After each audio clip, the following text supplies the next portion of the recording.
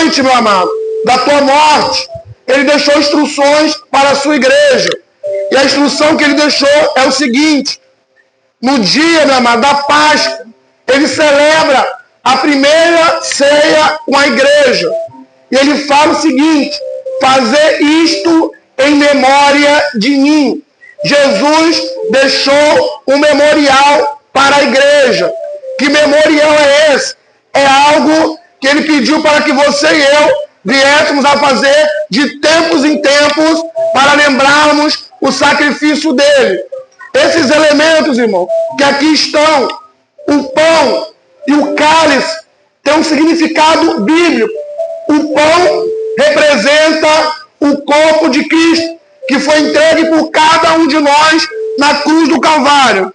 Quem pode dar glória a Deus? Olha para quem está ao seu lado e fala assim: Jesus morreu por você e por mim. Ele morreu, irmão. E esse pão é para a gente lembrarmos que um dia um homem justo, sem pecado nenhum, morreu na cruz para que os nossos pecados fossem perdoados. O segundo elemento, que é o cálice, representa o sangue de Cristo, que foi derramado na cruz do Calvário para que os nossos pecados fossem perdoados. Mas por que o sangue dele tinha que ser derramado? Porque a Bíblia, meus amados, nos fala que sem derramamento de sangue não há remissão de pecados. E o único homem que andou por essa terra, que poderia pagar o preço pelos nossos pecados, chama-se Jesus Cristo de Nazaré. A Bíblia fala que além dele nenhum outro nome há. Não há outro nome, nem no céu e nem na terra, que pode perdoar os nossos pecados. O homem e a mulher só é lavado, santificado, vivificado, porque o homem justo morreu por cada um de nós. Olha para o irmão que está do seu lado e fala assim: meu irmão ou minha irmã, se estamos aqui hoje, é porque Jesus pagou o preço pelos nossos pecados. Amém, irmão? Então a Santa Ceia é um ato memorial para lembrarmos desse sacrifício. Amém? Algumas igrejas, irmão, têm costumes diferentes acerca de Santa Ceia. Mas a nossa igreja, irmão, ela ministra a Santa Ceia para os irmãos, repita comigo, batizados e que estão em comunhão plena com a igreja. Amém? O que isso quer dizer? Se você é batizado nas águas e está em comunhão com a igreja, você pode participar em nome de Jesus. Agora, se você ainda não é batizado nas águas, nos procure em nome de Jesus. Próximo batismo aqui vai ser em novembro. Tem uma turma antes aí de discipulado que vai iniciar. Nos procure, tá bom? Agora, se também não está em comunhão com a igreja, irmão, olha o que diz a palavra de Deus, versículo 28. Examine-se, pois, o homem a si mesmo, e assim coma deste pão e beba deste cálice. Tem pessoas dando a mínima, irmão, para o cálice do Senhor. Tem pessoas que não estão nem aí. E de qualquer maneira, tem participado, irmão, dessa mesa. Essa mesa, irmão, é um ato memorial que nos traz à memória o maior sacrifício que houve na história. É algo sério, irmão, aos olhos do Senhor. Por isso que a Bíblia nos alerta: examine-se, pois, o homem a si mesmo. Em alguns lugares, irmão, tem pessoas privando a igreja de participar. Só o líder que participa. Tem algumas igrejas que estão fazendo isso, que falam que as pessoas não são dignas, as pessoas não merecem. E realmente, irmão, nenhum de nós merecemos participar desse momento. Se não fosse a graça de Deus, ai, meu amado de nós. A Bíblia manda examinar.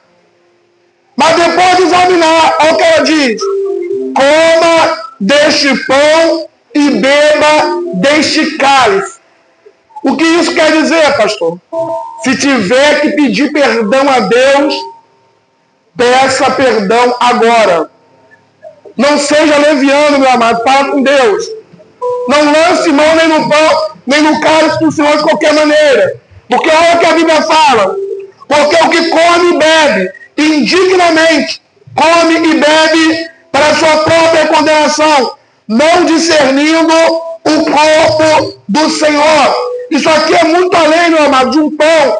Representa o corpo do Senhor. E os que lançam mão indevidamente, olha o que diz, por causa disso, há entre vós muitos fracos e doentes, e muitos que dormem. Isso acontece aonde, irmão? Sabe aonde? No mundo espiritual. Quantas pessoas fracas, meu amado? Segura aí, criança. Quantas pessoas fracas espiritualmente? Quantas pessoas doentes espiritualmente? Quantas pessoas dormindo na fé, irmão? Tem dentro da casa do Senhor. Tem pessoas que Satanás, o nosso adversário, está entrando dentro de suas casas, está destruindo tudo com força, e a pessoa não está vendo. Sabe por que não está vendo? Porque está dormindo na fé. E sabe por que está dormindo? Porque não está entendendo o mistério da cruz. A Bíblia afirma que existe fracos e doentes. Mas sabe o que o Senhor falou no meu coração para falar com a igreja? Ele quer te fortalecer, meu amado, nessa noite. Não é noite, irmão, de ser apontado, não. É noite de falar, Senhor, me renova, me perdoa, me fortalece. Eu não mereço, Senhor, mas pela tua misericórdia eu estou aqui. Aleluia. E se alguém estiver com a aliança quebrada para com Deus, é noite também, meu amado, de renovar a aliança. É a noite de falar, Senhor, eis-me aqui. Senhor, tem misericórdia de mim. Senhor, eu não aceito sair da mesma forma. Senhor, eu não aceito mais ser fraco espiritualmente. Eu não aceito mais uma vida espiritual doente. Pai, a tua palavra diz que tu és Jeová Rapá. Tu és o Deus que sara. Tu és o Deus que cura. Quem crê nisso aqui, meu amado? Eu quero ministrar a cura de Deus sobre a tua vida aqui nessa noite. Seja curado, meu amado, em nome de Jesus. Seja sarado espiritualmente. Seja tratado pelo Senhor. Deixa o Espírito Santo de Deus te tratar nesse lugar hoje. Esse lugar, meu amado, é um pronto socorro espiritual. É um lugar onde as pessoas chegam fracas e saem fortalecidas. Chegam doentes e saem curadas. E quem opera isso em nossas vidas? É o Espírito Santo de Deus. Mas uma coisa, meu amado, que Deus faz, Ele não invade o coração de ninguém. Ele não vai obrigar ninguém aqui nesse lugar a renovar a aliança com Ele. Ele não vai obrigar, meu amado, ninguém aqui nesse lugar falar assim para Ele: ah, eu sou teu, eu sou tua. Ele não força ninguém a nada. Mas Ele tem prazer em abençoar os seus. Aleluia. Versículo 28. Examine-se, pois, o homem a si mesmo. Tira esse momento, meu amado, de reflexão em nome de Jesus. A nossa última ceia aqui foi celebrada há aproximadamente um mês. Reflita aí como é que foi esse último mês. Reflita. Ih, pastor, deu umas tropeçadas aí. Quem que não deu, irmão? A pergunta é o seguinte: será que eu estou aliançado com Deus aqui nessa noite? Se Jesus voltar hoje, será que eu consigo subir com Ele, meu amado, no arrebatamento? Se Jesus me chamar hoje, se o último dia for hoje, como está a nossa vida para com Deus? Se examina, meu amado, em nome de Jesus. Eu falo isso com amor e tremor, não é com julgamento, não. Porque Deus primeiro a ser cobrado é o que Ele está falando, irmão. A palavra passa por aqui, cheguei na igreja. Mas é a palavra que nos traz vida. Já foi falado até aqui nessa noite. Deus não está querendo sacrifício. Deus está querendo obediência. Igreja do Senhor, é melhor obedecer do que sacrificar. Examine-se, pois, o homem a si mesmo. Não é o pastor, não é a pastora. Não são os obreiros que vão te examinar. Não. É o homem que tem que se examinar. Será, meu amado, que o caminho que eu estou trilhando é o caminho que vai me levar ao céu? Será que o caminho que eu estou seguindo é o caminho que vai me deixar mais próximo de Jesus? Ou será que o caminho que eu estou seguindo é um caminho que vai me levar para mais distante do Senhor? Examine-se. Versículo 31. Porque se nós julgássemos a nós mesmos, não seríamos julgados. O julgamento, irmão, que a Bíblia nos permite fazer, olha para cá em nome de Jesus, não é contra o nosso irmão. O julgamento que a Bíblia nos ensina a fazer é para nós mesmos. Vai doer um pouquinho, mas lá vai. Tem muita gente preocupada, irmão, com a vida dos outros, em julgar o outro, mas não julga a própria vida. Para de olhar para a vida do vizinho.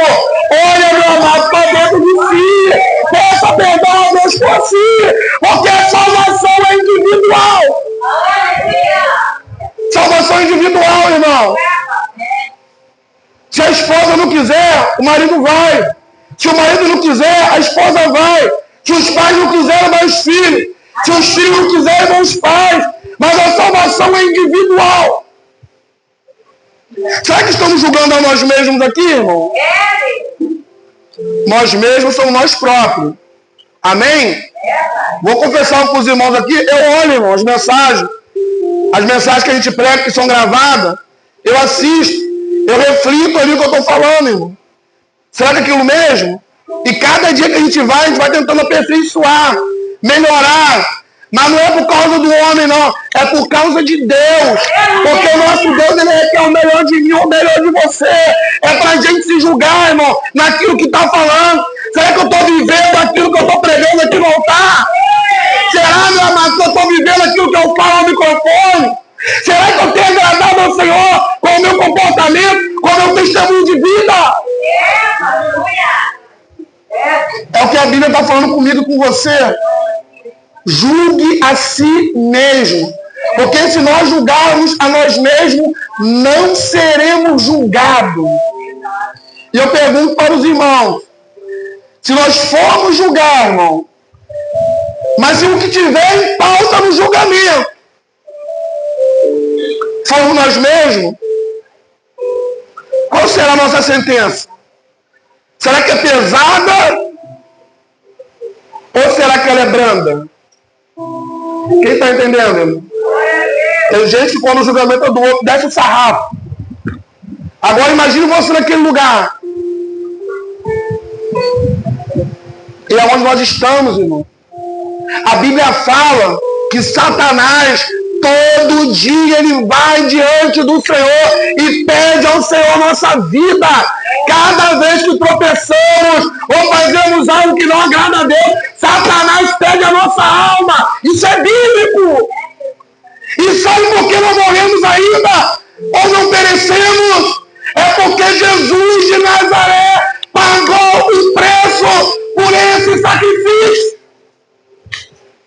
Às vezes falamos que confiamos no Senhor, que o nosso coração está em Deus, que Deus é tudo para mim, mas não fazemos o que Deus está mandando fazer. Eu vou frisar essa palavra. Precisamos aprender a se examinar. Precisamos aprender a julgar nós mesmos. Palavras, comportamentos e pensamentos. Você, pensamento também, irmão. Nós estamos na graça. Na graça, Jesus fala que a gente pensa, irmão, a gente é julgado. O Senhor vai nos julgar até pelos nossos pensamentos. Pastor, como assim? Quer dizer o seguinte: você está pensando besteira, meu amado, o que não convém, o que não edifica, o que não agrega no reino. Peça perdão a Deus e começa a pensar nas coisas que são do alto. Os maiores homicídios que a Bíblia nos revela, sabe onde que eles ocorrem? Não é nas guerras, não são nas fronteiras, nas disputas, não. Sabe onde é? Na mente. Quantas pessoas perdendo batalha, irmão?